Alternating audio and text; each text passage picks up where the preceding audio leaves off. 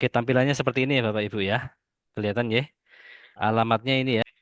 Nah, sekarang kita coba impersonate atau bertindak sebagai pos PAUD Harum Harum ceria. Ceria. Namanya bagus Yeay. banget nih kayaknya yang ngasih nama Mas Sandono nih. Sudah harum ceria gitu ya. Wah, iya. Ya, ini ya. Kita sekarang sudah di halamannya pos PAUD Harum Ceria. Kita refresh dulu. Nah, ini ya. Pos PAUD Harum Ceria nih. Bapak Ibu biasakan selalu ketika membuka halaman di refresh ya biar sempurna. Ya, oke. Nah, kita tadi mau membuat ibu pot ya. Biasanya itu ibu potnya itu pasal 21 ya. Ya, tapi biasanya dulunya pasal 23 ya. Kalau misalnya PMT itu rata-rata zaman dulu PAUD-PAUD itu menggunakan pasal 23 karena jasa catering ya. Nah, padahal pasal 23 jasa catering itu adalah untuk yang cateringnya itu CV atau PT ya. Kalau jasa cateringnya itu adalah orang pribadi, maka dia masuk ke pasal 21 ya sebagai jasa di segala bidang gitu ya. Karena rekanannya adalah orang pribadi seperti itu. Jadi dimulai mulai kita melakukan seperti yang Mas Anu tadi bilang ya membiasakan yang benar ya, Betul. bukan membenarkan yang biasa. Jadi yang biasanya dulu itu pasal 23, padahal itu rekanannya orang pribadi, sekarang diganti menjadi pasal 21 jasa segala bidang seperti itu. Kita sebenarnya kita ini mau membuat surat pemberitahuan Bapak Ibu ya. Ya, ini surat pemberitahuan SPT ini ya. SPT, kita mau bikin SPT PPH pasal 21. Tapi sumbernya itu harus membuat bukti potong terlebih dahulu ya. Jadi sebenarnya begini Bapak Ibu. Bukti potong itu adalah pembayaran pajaknya rekanan ya. Jadi rekanan ini seharusnya mendapatkan misalnya transaksi PMT-nya ini 1 juta. Tapi karena ada pemotongan pajak sebesar katakan misalnya 2% gitu ya. Jadi cuman bayar 80. 980.000 ya atau 90 ya 980.000 ya seperti itu. Ya, jadi TK-nya PAUD-nya hanya membayar 980.000. Lalu rekanannya bertanya-tanya, loh yang 20.000-nya mana gitu kan ya. Oh 20.000-nya itu adalah dipotong pajak. Nah, terus nanti rekanannya bertanya lagi, "Loh, kalau dipotong pajak buktinya mana?" Oh ini bukti potongnya. Nah diserahkan bukti potongnya sebesar 20.000. Jadi rekanan menerima uang sebesar 980.000 plus 20.000 berupa bukti potong. Nah seperti itu nggih.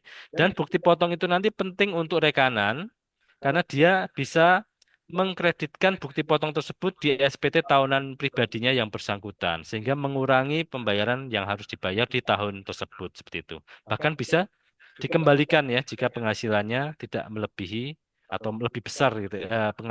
Pajak yang sudah dipotong lebih besar daripada yang seharusnya. Itu bisa diminta kembali seperti itu ya. Ya, jadi tadi sebenarnya kita mau bikin SPT masa ini ya. Ya, SPT masa ini dibuat konsep nggak apa-apa ya Mas Andono ya. Nggak apa-apa, aman. Ya buat Gas. ya buat konsep. Nah, di sini Sampai terbitkan, sampai nanti bikin billing nggak apa-apa, Mas. oh gitu ya, ya, siap. Ya, jadi ini nanti kalau yang biasanya SPT masa yang biasanya dilakukan oleh PAUD itu adalah ini ya pasal 21 sama unifikasi ya. Cuman ini dua ini aja ya Iya. untuk yang masa ya Bapak Ibu ya. Pasal 21 itu adalah untuk pemotongan gaji karyawannya atau untuk pemotongan rekanan-rekanan yang orang pribadi ya. Kemudian PPh unifikasi itu misalnya untuk pembayaran sewa gitu ya.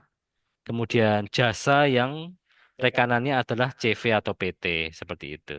Ya, kita coba yang pasal 21. Eh, Nah. jangan di ini sih nanti, Mas. Saya belum laporan soalnya. Iya, iya. Sampel aja dulu aja nanti. Oh, sampel Ah, ya. nggak apa-apa. Oke, Mohon oke. maaf ya. Ya, oke, oke. Ini karena ini akun beneran ya. Jadi Iya. kita nggak bisa sembarangan membuat gitu, nggih. Oke ya. Nah, sebelum membuat SPT, kita bikin bukti potong dulu. Nah, karena tujuan SPT ini adalah rekapan ya Bapak Ibu. Rekapan bukti potong selama 1 bulan, selama 1 masa. Jadi misalnya Bapak Ibu mau membuat SPT masa sekarang ini masa Juni. Berarti lapornya itu Juli tahun depan, bulan Bulan depan ya. depan. Nah, kalau kita mau bikin Juni ini, normalnya adalah membuat SPT masa Mei. Ya, kalau bulan Juni berarti kita melaporkan bukti potong masa Mei seperti itu. Nah, kita bikin bukti potong di sini. Nah, kalau BPPU ini artinya unifikasi ini yang saya sebutkan tadi pasal 22, 23, 4 ayat 2 dan Dua. 15. Nah, kalau yang rekanan PMT tadi yang ini pasal 21 bukti pemotongan selain pegawai tetap. Kemudian kalau yang pegawai tetap yang ini bukti pemotongan bulanan pegawai tetap ini untuk karyawannya ya, untuk guru-guru dan sebagainya. Ya. Nah, jadi yang biasa digunakan yang ini untuk pegawai tetap, kemudian yang pasal 21 selain pegawai tetap, kemudian mungkin yang ini BPPU ini, unifikasi seperti ini ya. Kita coba yang bukti kosong pasal 21. Nah, caranya ini sebenarnya mirip-mirip aja ya antara pasal 21 nanti BPPU ya, pegawai tetap itu mirip-mirip seperti ini. Yang pertama itu adalah create ibu pot atau menciptakan ya, menciptakan ibu pot atau menerbitkan bukan menerbitkan ya, Membuat. membuat gitu ya, membuat ibu pot ya. Kita create ibu pot. Klik ya. Kemudian diisi masa pajaknya apa? Misalnya Mei gitu ya. Atau Juni aja ya. Mm-mm. Mei apa Juni, Mas? Manut nggak apa-apa mas. Yang penting nanti nggak diterbitkan. Nggak Submit nggak apa-apa. diterbitkan ya. Hmm. Ya. Submit aja. Ya, Mei gitu ya. NPWP-nya ini berarti orang pribadi ya, karena ini kan pasal 21 pasti pribadi ya. Hmm. Ini pakai nomor KTP saya aja. NIK ya. Nah, ini adalah nomor KTP saya. Kita klik di luar. Nah, dia akan mencari sendiri. Nah, nama saya ini muncul sendiri. Kemudian NITku ini harus diisi juga. Nah, ini adalah diklik seperti ini. Otomatis ya itu keluar ya mas ya. Otomatis ya. Kalau ada namanya beda itu berarti lagi ada error ya mungkin ya. Trouble. Trouble gitu ya. Kemudian kita scroll ke bawah. Nah, ini status PTKP. Ada permintaan status PTKP-nya apa? PTKP itu penghasilan tidak kena pajak. Jadi pengurang ya, intinya ini mengurangi pajaknya nantinya. Nah, ini ada K0, ada K1, ada K2, ada K3, ada TK0, ada TK1 dan seterusnya. K itu artinya kawin. Kalau nol itu berarti nol tanggungan. Berarti kawin ya, punya istri misalnya. Laki-laki punya istri tapi belum punya anak lah. Misalnya seperti itu. Masih pengantin baru. Nah, itu berarti K0. Nah, kalau K1 itu berarti punya istri dan punya satu anak gitu ya. Satu tanggungan lah seperti itu. Dan seterusnya maksimal tiga. Ya. Kemudian kalau TK itu berarti tidak kawin ya. Kalau nol berarti tidak kawin, nol tanggungan, masih jomblo dia seperti itu ya. Atau TK1 ya, tidak kawin tapi punya anak satu atau punya tanggungan satu ya. Berarti dia nuwun sewu, janda atau duda seperti itu. Dan punya anak gitu ya, punya anak satu, dua atau tiga seperti itu, nggih. Nah kalau saya ini anaknya dua, jadi K2. Ini mempengaruhi nanti besar kecilnya pengurang pajak ini ya. Makin besar, K3 itu paling besar, TK0 itu paling kecil ya. Jadi misalnya sama-sama penghasilannya setahun itu 60 juta, tapi yang satu dipotong pajak, yang satunya nggak dipotong pajak itu bisa terjadi karena ada PTKP tadi. Nah, ini fasilitasnya ini biasanya tanpa fasilitas ya. Kalau untuk pegawai negeri biasanya ditanggung pemerintah di sini. Ya, atau punya SKB dan sebagainya. Kita pilih tanpa fasilitas. Nah, ini nanti yang menentukan eh, ini yang harus diperhatikan ya nama objek pajak ini karena ini yang menentukan nanti tarifnya berapa dan sebagainya.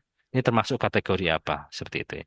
Nah, kalau untuk yang PMT tadi itu adalah coba kita pakai kata imbalan. Imbalan ini ada peserta kegiatan lainnya ada juga di sini ya. Ini ada honor-honor yang untuk pegawai-pegawai. Imbalan kepada tenaga ahli ada juga di sini ya. Nah, kalau untuk PMT biasanya ini ya Bapak Ibu ya, imbalan kepada pemberi jasa dalam segala bidangnya. Jadi misalnya saya di sini sebagai rekanan ya atau pihak yang mendapatkan pekerjaan untuk membuat catering tadi PMT, makanan tambahan tadi ya. Saya pilih di sini. Ini mau dipotong, pautnya memotong penghasilan dari PMT tadi. Nah, seperti ini. Nah, nanti tinggal, nah ini udah ada ya, jenis pajaknya pasal 21, ada kode objek pajaknya, dan sifatnya itu final. Itu udah otomatis yang warna abu-abu ini. Kemudian penghasilan brutonya, misalnya 1 juta. Ini adalah harga transaksinya, 1 juta ya. Nah, nanti otomatis menghitung sendiri nih, Bapak Ibu. Rumusnya, DPP-nya 50%. Jadi, terus tarifnya 5%.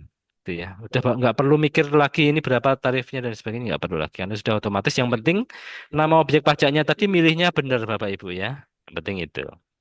Nah ini berarti 1 juta kali 50% berarti 500.000. 500.000 kali tarif 5%. 25.000 seperti itu. Jadi saya mendapatkan pekerjaan dari PAUD sebesar untuk makanan tambahan sebesar 1 juta, tapi saya nerimanya nggak utuh 1 juta, tetapi sembilan ratus 75. tujuh puluh lima ribu yang saya terima plus bukti potong yang Bapak Ibu terbitkan nantinya ya. Nah, itulah seperti itu. Dan itu bukti potong itu akan saya simpan seperti itu. Atau kalau saya punya kotak ya itu akan masuk ke data saya, data kotak saya. Nah, kemudian yang selanjutnya adalah kita memasukkan jenis dokumennya, misalnya bukti pembayaran dokumennya nih, nota gitu ya. Nomor dokumen misalnya diisi satu, tanggal dokumen. Tadi bulan apa tadi? Juni ya, 13, 13 Juni. Oh, ini tadi Mei ya, misalnya ini Mei ya, kita kita kasih Mei juga lah. 31 Mei, 30 Mei misalnya. Nah, udah. Nitku-nya, nah ini nitku-nya post-pautnya. Klik di sini. Otomatis juga itu ya. Ya, udah otomatis juga, nggih. Kemudian disubmit ya Submit. Mas ya, nggak Ya, apa-apa nggih. siap. Nah, Aman. langsung kita submit kan udah yakin benar kita submit aja. Submit. Kalau save draft tuh masih disimpan nanti aja deh gitu ya. Kalau ke submit langsung submit. Set. Oke. Nah, nanti akan muncul di sini Bapak Ibu di sebelah kiri ya. Sebelah kiri sebagai bupot yang belum terbit. Diterbitkan nggak apa-apa, Mas? Terbitkan nggak apa-apa? Oke.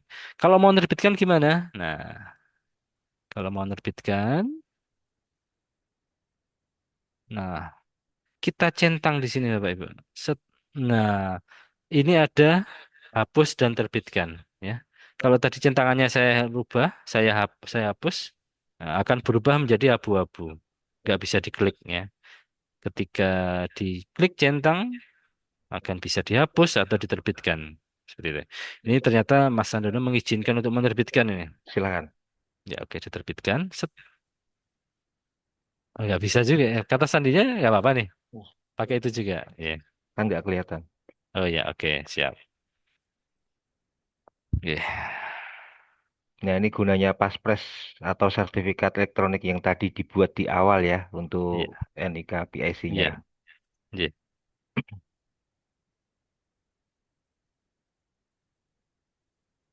Oke, langsung konfirmasi nggih Mas nggih? Siap. Konfirmasi. Set. Iya, sudah benar. Terus saya refresh. Tutup aja itu. Oh ya, ini dari belum terbit akan hilang ya, nggak ada lagi di sini. Tetapi akan berpindah ke sini Bapak Ibu. Nah, ini dia. Ini Mei ada di sini. Nah, ini atas nama saya. Oh, ternyata Mas Sonono juga bikin. Ini pas contoh edukasi Oh ya, juga. ini penghasilan saya lebih besar daripada Mas Sonono ini. Tapi pajaknya juga lebih besar ya. Begitu ya. Ini kita sudah bisa menerbitkan Bukti potong. bukti potong Bapak Ibu. Ternyata mudah nggih Bapak Ibu nggih. Iya.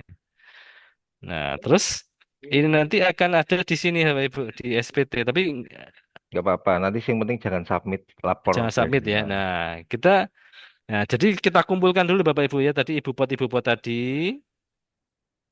baik itu pasal 21 karyawan maupun pasal 21 selain karyawan atau bukan pegawai ya itu tadi yang telah terbit tadi selama 1 bulan Bapak Ibu. Selama 1 bulan. Jadi jadi bukan bukti potong terus lapor. Bukti potong lapor tuh enggak. Dikumpulkan dulu selama 1 bulan. Misalnya Mei ya Mei semua. Setelah Mei selesai batas waktunya, bulan Mei berakhir, di bulan Juni melaporkan yang bukti potong Mei tadi seluruhnya seperti itu. Direkap lah istilahnya seperti itu. Nanti dikumpulkan berapa, itulah yang dibayar di SPT masa ya. Nanti akan muncul sendiri di sini, akan merekap sendiri di sini ya. kita Nah, coba, kita lihat. ya, kita bikin konsep SPT-nya. Nah, ini belum ada ya karena Mei tadi ya. Mei udah lapar belum Mas sebenarnya? Lupa aku belum Lupa kayaknya. ya. Oke, Buat konsep. buat konsep Mei nggih. Itu diklik hilang aja Mas passwordnya. Nah, pilih. Nah, udah. Udah, ya. Nah, Kita PPh 21 nggih. Lanjut. Oke.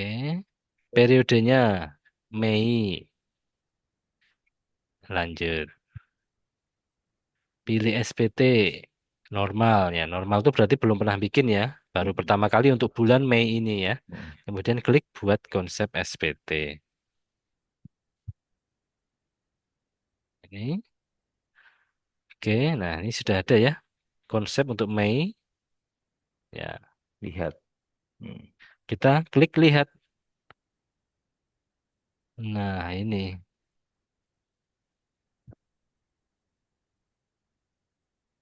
Berarti diposting dulu Mas ya. Gak apa-apa nih.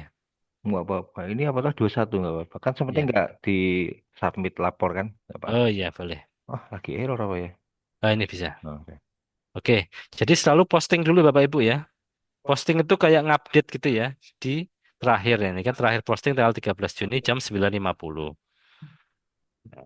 Nah, nanti apa bukti potongnya tadi akan muncul di sini. Nah, ini kan tadi bukti potong Hmm. saya tadi ya, 25.000.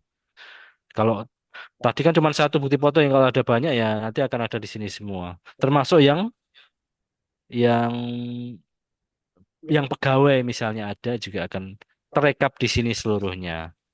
Yang penting Nah, rumahnya pasal 21 gitu ya Mas ya ya. pokoknya pasal 21 semuanya ngumpul di sini ya.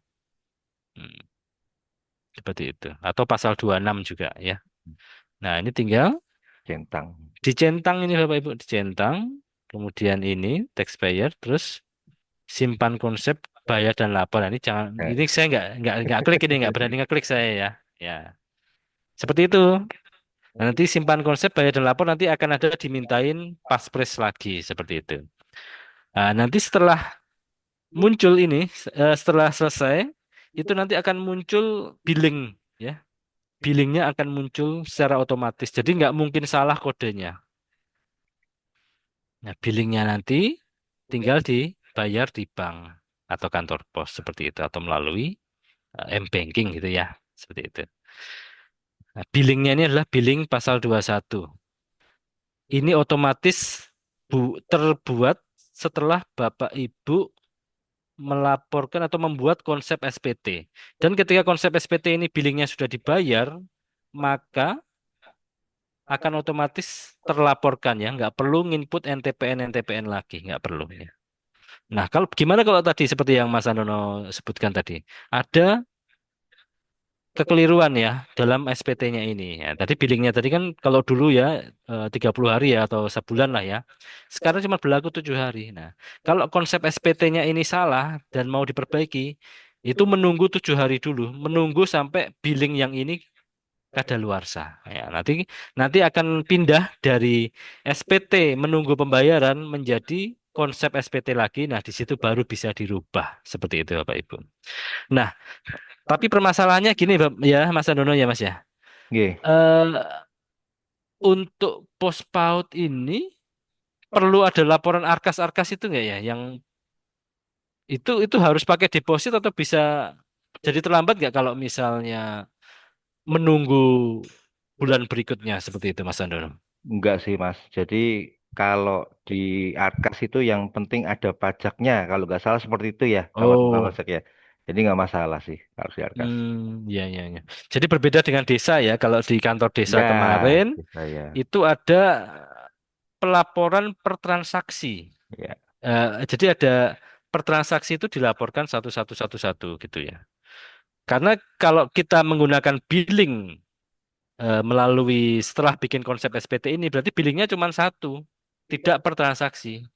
Nah, kalau di desa itu transaksinya ada banyak, dan dia untuk di aplikasi laporan untuk ke dari desa ke mana dinas apa gitu ya, itu Siskeudes katanya. Nah, itu tuh harus lapor per transaksi. Nah, itulah diperlukan namanya eh, harus menggunakan billing deposit ini. Jadi harus didepositkan dulu seperti itu. Nah, Mas Dono mungkin mau menambahkan ini. Jadi kita sudah bisa bikin SPT PPh pasal 21 ya, dan juga bupotnya, bupot 21. Dan sebenarnya bupot 23 atau BPPU juga sama seperti ini juga caranya.